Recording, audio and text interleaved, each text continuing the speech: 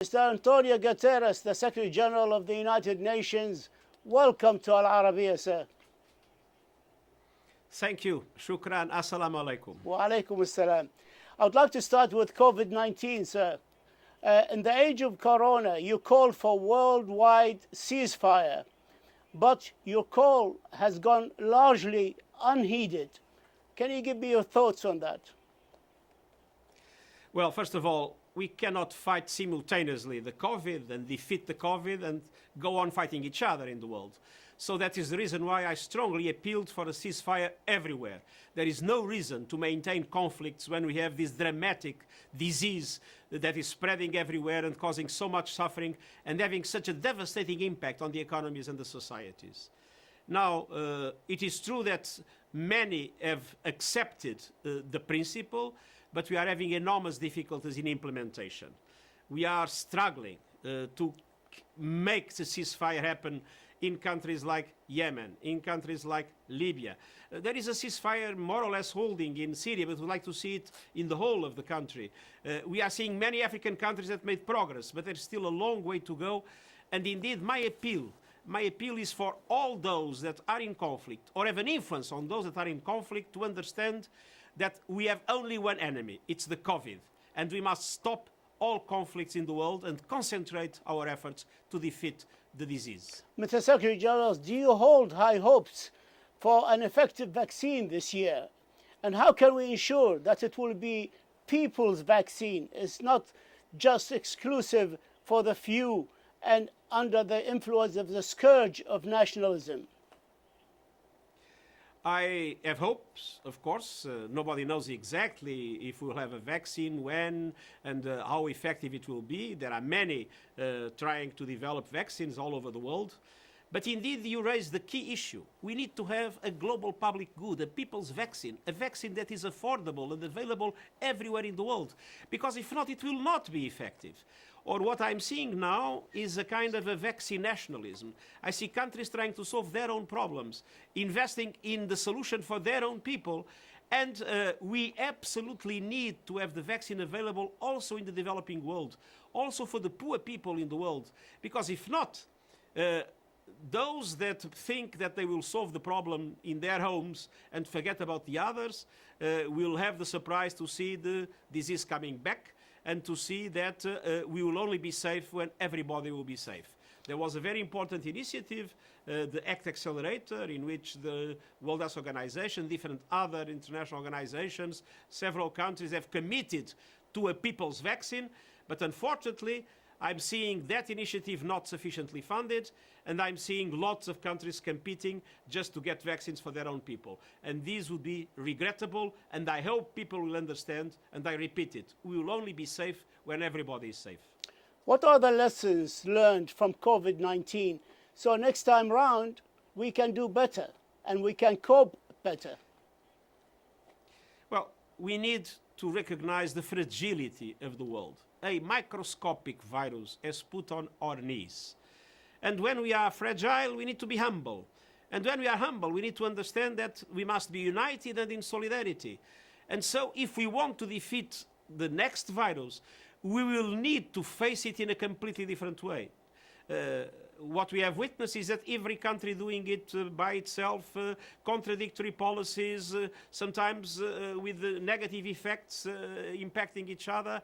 We need a concerted effort in which the measures taken against a virus are taken in coordination with all countries in the world, and at the same time that the response to the economic and social impact is also done to support everybody. And the fact is that what we have witnessed is that rich countries, developed countries, are indeed injecting massive funds in their economies, but there is not enough support to the developing world.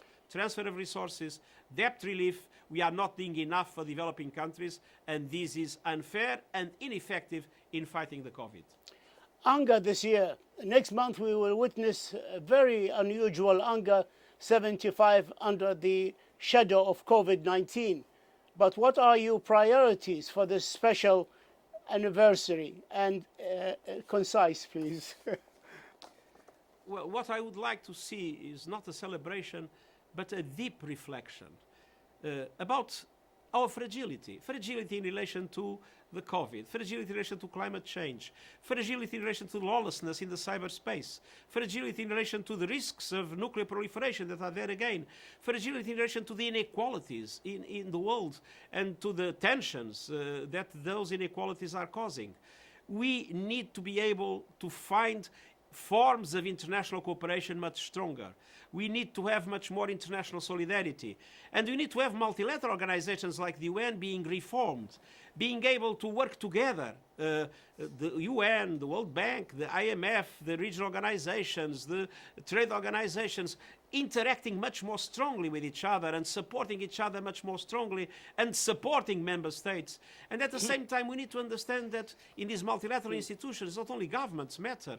We need to listen to the business community. We need to listen to the cities. We need to listen to the young people, to the civil society. So we need a multilateral and inclusive multilateralism based on solidarity and unity to allow the world to respond to these challenges that are showing our fragility. We cannot accept this fragility. We need to fight back, uniting also at the level of the UN and at the level of our multilateral institutions. I'd like to move to the Middle East, if I may. Yemen, the Southern Transitional Council, the STC, suspended this week the Riyadh agreement with the government of Yemen. What would you like to see them do to give peace a chance? Now, we have been very strongly supporting the Riyadh agreement. We hope and we appeal to the parties to come together. It is absolutely essential. It is a fundamental component for a solution, a global solution to Yemen.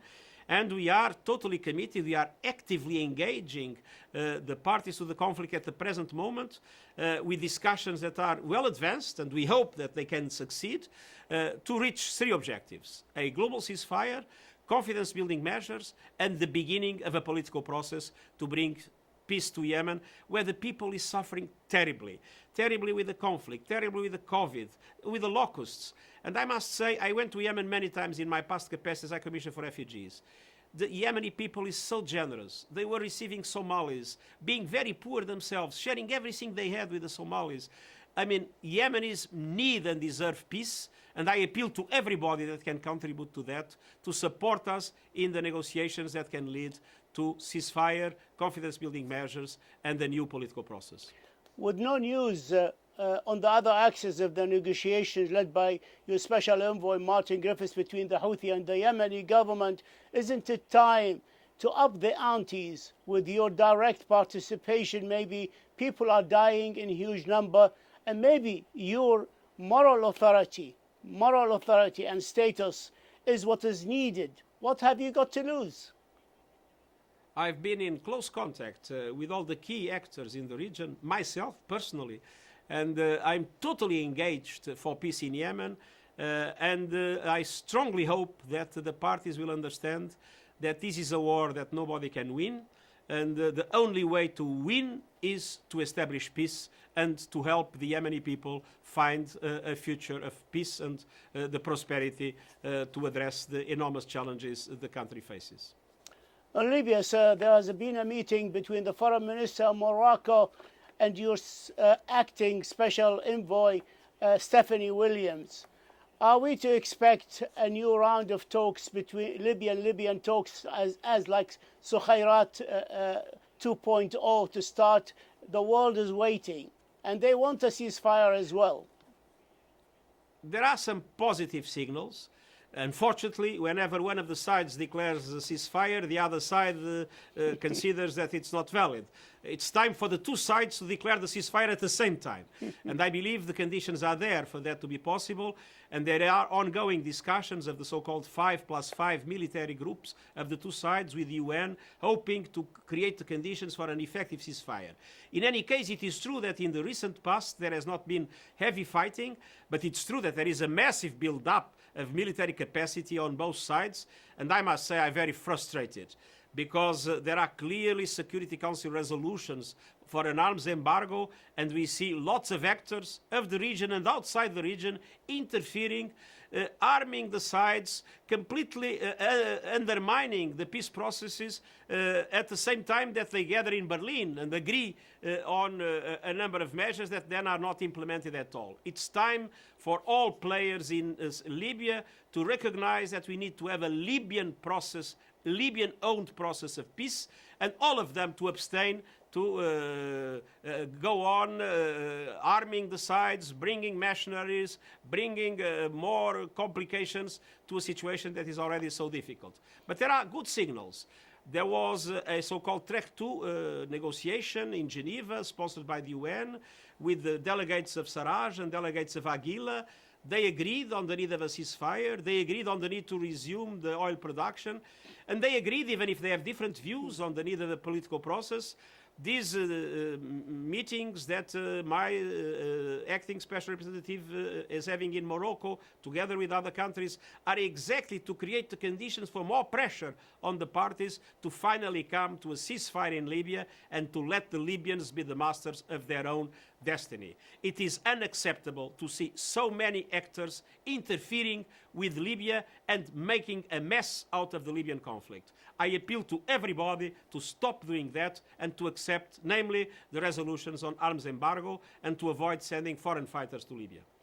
Iraq, sir, the Iraqi foreign Prime Minister, Mustafa al-Kadhimi, came to the United States for a way to ensure that his government is not undermined by the militia forces beholden to a foreign power.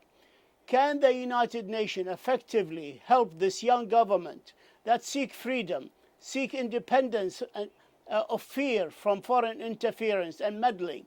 Can you help them in an effective, actual way? We are totally committed to support the unity, the integrity, and the independence of Iraq. And we believe that an independent Iraq, without any foreign interference, can be a very important factor of peace and stability in the region, and eventually even a bridge of dialogue in the region. But it's absolutely essential to respect the unity, the integrity, and the independence of Iraq, and let the Iraqis themselves be the masters of their own destiny. And what are you doing to do this, beside your statements of support? We are supporting and we are actively engaged with all countries that have relations with Iraq in order to convince everybody that it is leaving Iraq to solve its own problems by itself that we can better serve not only the Iraqi people, but peace and stability in the region and in the world. Iran, sir, how does the United Nations view from a legal point?